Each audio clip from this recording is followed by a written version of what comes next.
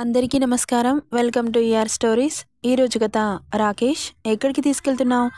చెబుతాను వెయిట్ అంటూ ఎవరికో కాల్ చేసి మాట్లాడి బైక్ స్పీడ్గా తీసుకెళ్ళి ఆపాడు. ఎక్కడ ఆపాడా అని చుట్టూ చూస్తోంది రాధిక. ఇక్కడికి ఎందుకు తీసుకొచ్చావు రాకేష్? చెబుతాను. ఏంటి చెప్పేది? చూస్తే అర్థం కావట్లేదా? నువ్వు ఓయోకి తీసుకొచ్చావు. నువ్వేం చేస్తావో నాకు తెలుసు. మరి తెలుసు కదా, ఎందుకు అడుగుతున్నావు? నా పర్మిషన్ తీసుకోకుండా ఇక్కడికి ఎందుకు తీసుకొచ్చావు? మనం ఇప్పుడు చదువుకుంటున్నాం. ఇలాంటివి చేయడం చాలా తప్పు. అస్సలు కాదు. లైఫ్లో అన్ని ఎంజాయ్మెంట్స్ ఉండాలి. మరి నువ్వు నన్ను యూస్ చేసుకొని వదిలేస్తే నీ కంటికి నేను ఎలా కనిపిస్తున్నాను? యూస్ చేసుకొని వదిలేసేలా కనిపిస్తున్నానా? ఏమోరా, నా భయం. నాకు ఎక్కువ భయపడకు. అలా వదిలేయనులే. నిన్నే పెళ్లి చేసుకుంటాను.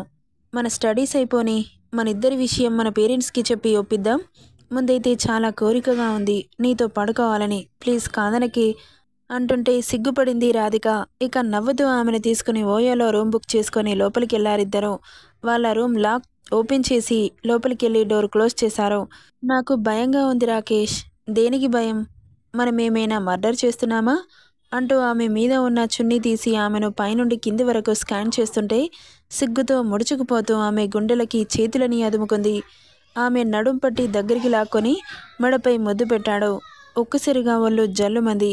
ఇక పూర్తిగా అతని మైకంలో మునిగిపోయింది రాధిక. అతనేం చేస్తున్నా సైలెంట్గా అతనికి సహకరించింది. ఇద్దరి తనువులు ఒకటిగా మారాయి. ఇక రాకేష్, నన్ను వదిలిపెట్టావు కదా, చెప్పాను కదా నిన్నే పెళ్లి చేసుకుంటాను అని.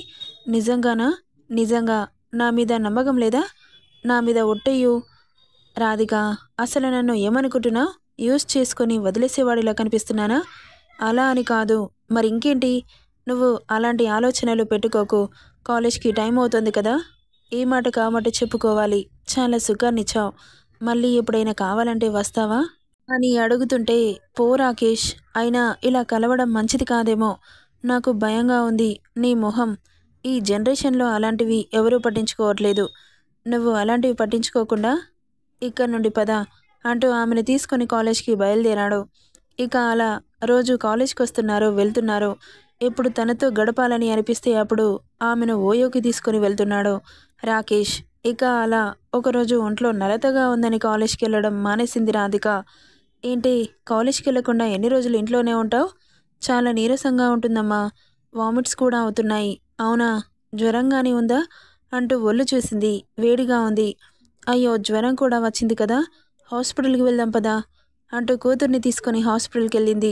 డాక్టర్ తనని చెక్ చేసి మీ కూతురు ప్రెగ్నెంట్, అందుకే అలా జ్వరం వస్తోంది అని చెప్పగానే ఒక్కసారిగా షాక్ కొట్టినట్లు బెగుసుకుపోయారిద్దరూ.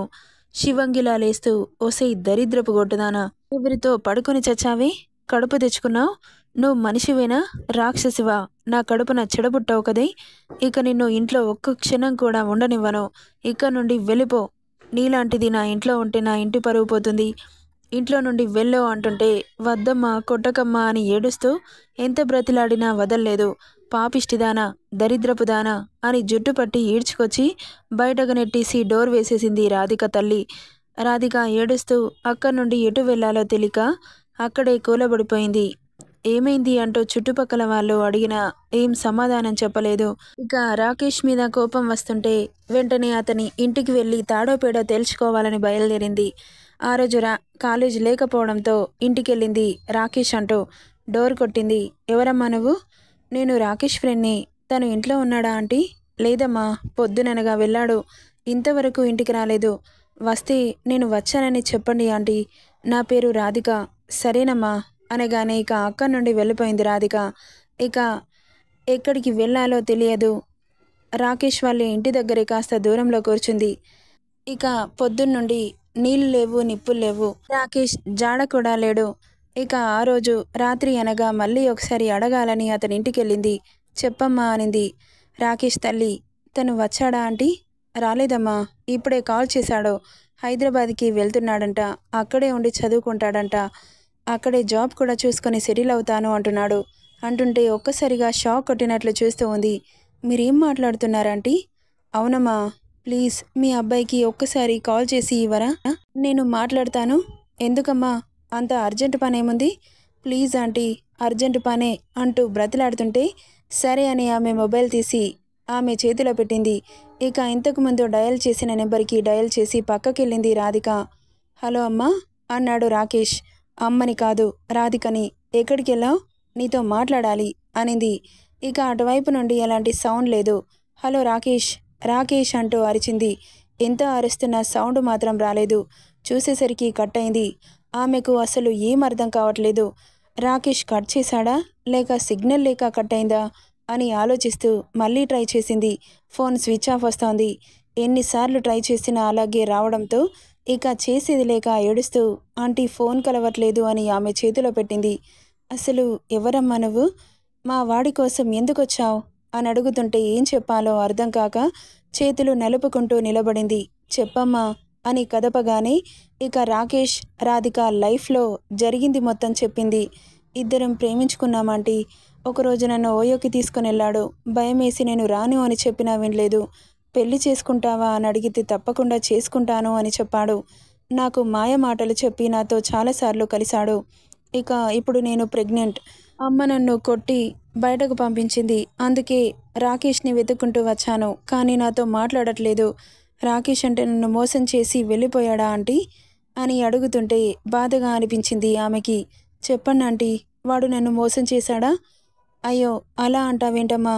మరింకేంటి, వాడు నాతో మాట్లాడట్లేదు. ఇప్పుడు నా పరిస్థితి ఏమో ఇలా అయింది అంటుంటే, అందుకేనమ్మా ఆడవాళ్ళు చాలా జాగ్రత్తగా ఉండాలి. మగవాడికేంటి, వాడి కోరికను తీర్చుకొని వదిలిపెడతాడు. తర్వాత బాధపడేది మనమే. అసలు అలా ఎలా వాడితో కొంచెం కూడా భయం అనిపించలేదా? ఇలా జరుగుతుందని నీకు తెలీదా? వాళ్ళు మన దగ్గరికి ఆశగా వస్తారు, కానీ తర్వాత జరిగే పరిణామాలకి మనమే కారణమవుతాం. తప్పు మగాడు చేసిన ఆడదాన్నే నిందిస్తారు.